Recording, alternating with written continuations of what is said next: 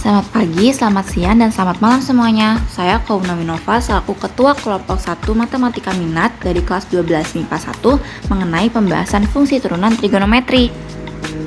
Anggota-anggota saya ada Abrar Satrio, Amanda Salsabila, Kaila Aime, dan Maulana Ibrahim. Untuk soal nomor 1 ada fx sama dengan 6 sin 3x min 5. Untuk fx turunannya dari 6 sin 3x min 5 itu menjadi 6 cos 3x min 5 dikali 3. Cos dan 3-nya itu dari mana ya? Cos dan 3-nya itu dari fx aksen sama dengan cos gx dikali gx aksen. Sin-nya itu kalau turunannya menjadi cos. Lalu 3-nya dari mana? 3-nya itu turunan dari 3x min 5 menggunakan rumus ax pangkat n menjadi n dikali ax pangkat n min 1. Fx aksennya sama dengan 18 cos 3x min 5. Itu adalah hasil akhirnya. Lalu untuk soal nomor 2 ada fx sama dengan 4 sin pangkat 4 6x min 3. Untuk fx aksennya itu 4 sin pangkat 4 6x min 3 adalah 4 dikali 4 sin pangkat 3 6x min 3. Nah 4 sin pangkat 3 6x min 3 nya itu dari mana? Menggunakan rumus n sin pangkat n min 1 gx. Jadi yang pertama 4 nya itu diturunkan ke depan. Lalu 3 nya itu dari mana? Pangkat 3 nya itu dari 4 dikurang 1 sesuai dengan rumusnya sin pangkat n dikurang 1. Lalu untuk sudutnya itu tetap mengikuti, jadi gx nya itu tetap. Lalu untuk rumus keduanya adalah sinnya diubah menjadi cos. Berarti setelah 4 dikali 4 sin pangkat 3 6x min 3. Lalu setelahnya itu adalah cos 6x min 3. Itu turunan dari sin-nya. 6-nya dari mana? 6-nya itu menggunakan rumus yang sebelumnya, yaitu ax pangkat n sama dengan n dikali ax pangkat n min 1.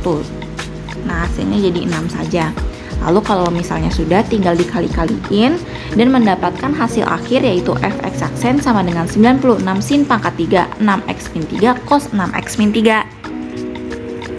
Soal nomor 3 yaitu ada fx sama dengan sin pangkat 3 6x min 3. Fx aksennya sama dengan 3 dikali sin pangkat 2 6x min 3. Itu adalah rumus yang pertama atau step pertamanya. 3-nya diturunin atau dipindahkan ke depan. Lalu pangkat 2-nya dari mana? Pangkat 2-nya itu dari n dikurang 1. Baru gx-nya itu tetap, jadi 3 dikali sin pangkat 2 6x min 3. Lalu step keduanya adalah merubah sin menjadi cos. Berarti nanti setelah 3 sin pangkat 2 6x min 3 menjadi dikali cos 6x min 3. Lalu 6-nya dari mana? 6-nya itu dari turunan 6x min 3 atau si gx aksennya menggunakan rumus yang sebelum-sebelumnya menjadi n dikali ax pangkat n min 1. Lalu tinggal dikali-kali saja dan mendapatkan hasil akhir yaitu fx aksen sama dengan 18 sin pangkat 2 6x min 3 cos 6x min 3. Soal nomor 4 caranya sama seperti sin, namun soal kali ini itu adalah cos. Nah kalau cos turunannya itu menjadi min sin, jadi yang membedakan hanya di min sinnya aja. Berarti fx aksennya sama dengan 2 dikali 2 cos 3x pangkat 2 dikurangi 3. 2 cos 3x pangkat 2 min 3 nya dari mana? Itu menggunakan step pertama yaitu n dikali cos pangkat n min 1 gx. 2-nya pindahkan ke depan. Lalu kenapa tidak ada pangkat lagi? Karena 2 dikurangi 1 sama dengan 1, jadi tidak usah ditulis. Makanya menjadi 2 dikali 2 cos 3x pangkat 2 min 3. Lalu step keduanya baru dikali min sin 3x pangkat 2 min 3, yaitu turunan dari cosnya sendiri yaitu min sin. 6x nya dari mana? 6x nya itu dari rumus yang sebelumnya atau si gx aksennya menjadi n dikali ax pangkat n min 1. Itu hasilnya kalau diterapkan pada 3x pangkat 2 min 3 menjadi 6x. Lalu fx aksennya untuk hasil akhirnya itu berarti 24x cos 3x pangkat 2 min 3 min sin 3x pangkat 2 min 3.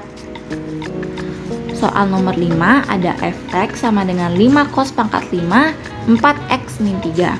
Untuk turunannya sama seperti sebelumnya, yaitu 5 dikali 5 cos pangkat 4. 5 cos pangkat 4-nya itu dari step pertama, yaitu n dikali cos pangkat n-1. Lalu min sin, yaitu turunan dari cosnya, itu adalah step 2-nya. 4-nya dari mana? 4-nya itu dari n dikali ax pangkat n-1, yaitu hasilnya 4 kalau diterapkan di 4x min 3. Lalu tinggal dikali-kali saja dan mendapatkan hasil akhir, yaitu fx sama dengan min 100 cos pangkat 4 4x min 3 sin 4x min 3. Nah, soal nomor 6 ini adalah varian. Kalau misalnya diterapkan, itu memakai rumus U ditambah V sama dengan U aksen ditambah V aksen. Nah, di sini sebenarnya kita menyelesaikan masalahnya satu-satu, yaitu selesain dulu dari bagian yang sin, lalu selesain lagi di bagian yang cos. Berarti nanti fx aksennya sama dengan, kita selesain dulu yang sin ya, berarti 4 dikali 4 sin pangkat 3, 3x, lalu dikali cos 3x dikali 3. Penerapannya sama seperti sebelumnya, karena dia berpangkat berarti ada 3 step, yaitu yang pertama step n dikali sin pangkat n-1 gx, lalu step keduanya adalah cos gx, baru step 3-nya adalah gx aksen. Nah, untuk yang kedua baru kita menyelesaikan masalah yang cosnya. Turunan dari cos itu adalah min sin. Oh ya, di sini karena dia tidak berpangkat, jadi langsung saja diturunkan menjadi min sin gx dikali gx aksen. Karena cos itu turunannya min sin, berarti nanti ditulisnya min sin. Lalu duanya dari mana? Duanya itu dari turunan 2x menggunakan rumus n dikali ax pangkat n-1. Baru nanti tinggal dikali-kali saja menjadi 48 sin pangkat 3 3x cos 3x dikurangi 4 sin 2x. Nah, ini adalah materi diskusi atau materi yang paling terakhir adalah penerapan perkalian, yaitu jika y sama dengan 12x sin 3x, berarti y aksennya berapa? Ini menggunakan rumus fx sama dengan u dikali v, berarti fx aksennya sama dengan u aksen v ditambah u dikali v aksen. Di sini kita cari dulu u aksennya berapa ya. Di sini kalau kita lihat u-nya itu adalah 12x dan v-nya itu sin 3x. Berarti u aksen adalah turunan dari si u-nya. Berarti 12x kalau diturunkan menjadi 12 menggunakan rumus n dikali ax pangkat n-1. Lalu di sini ada v sama dengan sin 3x, berarti v aksennya berarti turunan dari sinnya berapa? Yaitu turunan dari sin adalah cos. Berarti cos 3x dikali 3. 3-nya dari turunan si gx atau turunan 3x menggunakan rumus yang sama seperti u. Baru kita terapkan, yaitu y aksen sama dengan u aksen v ditambah u dikali v aksen. Baru kalau misalnya sudah dimasukin semuanya, kita mendapatkan hasil akhirnya yaitu 12 sin 3x ditambah 36x cos 3x. Sekian pembahasan dari fungsi trigonometri. Mohon maaf bila ada kesalahan. Terima kasih.